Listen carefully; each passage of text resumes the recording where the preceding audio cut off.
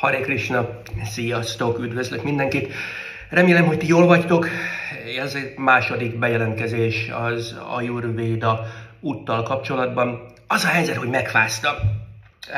És aki járt már Indiában, vagy valahol távol-keleten, akkor az tudja, hogy ez a megfázás ez eléggé egyszerűen meg tud történni, hiszen itt általában az van, hogy mindig meleg van, viszont bent az épületeken belül meg 0 másodperc alatt le akarják hűteni a levegőt 18 fokra, ezért 1000-rel nyomják a légkondit.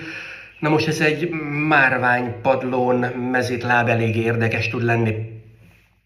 Sajnos ebben volt részem tegnap előtt, és emiatt elkezdtem megfázni, fáj a torkom, meg ilyesmi, úgyhogy azt hiszem az ajurvédikus kezelés pár nap múlva, amikor Coimbatorba érek, komolyabban hasznos lesz majd, remélem ebben is.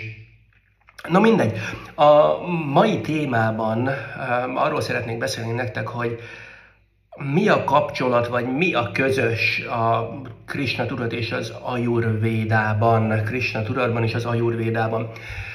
És 3 fő téma van, amit próbálok mindegyiket 30 másodpercben érinteni, hogy ne húzzam nagyon az időtöket. Az egyik az a holisztikus szemlélet, a másik az a fenntarthatóság kérdésköre, a harmadik pedig a tisztaság.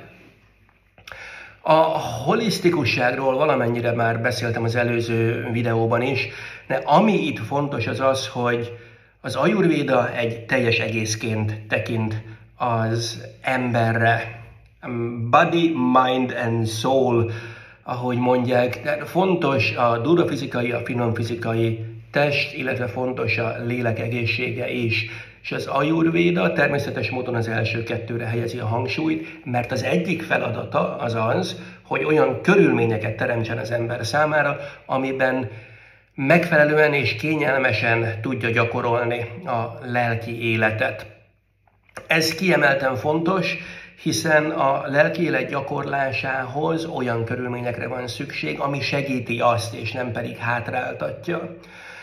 Aztán ez kapcsolódik a fenntarthatósághoz is, mert az egészséget fenn kell tudni tartani. Na most ahhoz, hogy fenn tudjuk tartani az egészséget, ahhoz a körülmények rendkívül fontosak.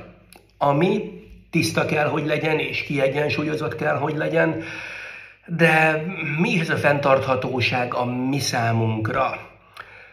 Ugye sokszor vannak ezek a fenntarthatósági konferenciák, és hogyha valaki Krishna völgybe jön, akkor mi mindig azt mondjuk neki, hogy számunkra a fenntarthatóság az egy mellékhatás. De minek a mellékhatása? Hát az Istennel harmóniában lévő életnek a mellékhatása. Hiszen van egy vers, ami azt mondja, hogy Smartavya Satatam Vishnu Vismartavyuna Játucsit, hogy nekünk mindig Istenre kell emlékezni, és sosem szabad őt elfelejteni. Na most mi természetesebb és jobb helyzet van erre, mint az, hogy úgy tartjuk a természetet, úgy tartjuk a természeti körülményeinket, vagy a természeti környezetet, ahogyan az Isten megteremtette annó.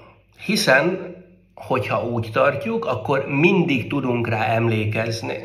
Mindegy, mit látunk, a folyókat, az erdőket, a fákat, a kerteket.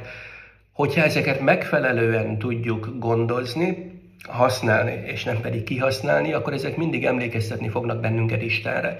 És ez kiemelten fontos, hiszen nekünk, Krishna hívőknek, az a cél, hogy mindig tudjunk emlékezni Istenre, és sose felejtsük őt el.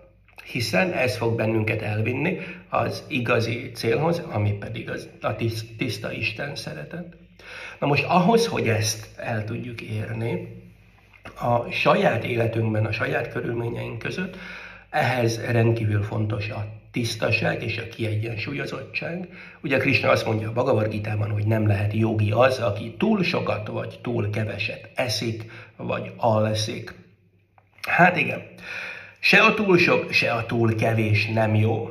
Emiatt nekünk ez az egyensúly, ez kiemelten fontos. És nagyon fontos a tisztaság is, vagy a szattva gúnának a fenntartása, hiszen a Sattva Guna segít bennünket abban, hogy mind belül, lelkileg, mind pedig kívül a testünkben tiszták maradjunk, tiszták legyünk, ami elengedhetetlen az egészséghez, elengedhetetlen a kapcsolataink ápolásához, és elengedhetetlen az Isten tudat vagy Krishna tudat elmélyítéséhez. Köszönöm a figyelmeteket, folytatjuk pár nap múlva, amikor már vagy Coimbatorban leszek, vagy lehet, hogy még a reptéren is csinálok majd egy bejelentkezést. Köszönöm, hogy itt vagytok, ne felejtsetek el feliratkozni, ne felejtsétek el lájkolni, és akár megosztani is ezt a videót. Köszönöm szépen, sziasztok! Hare Krishna!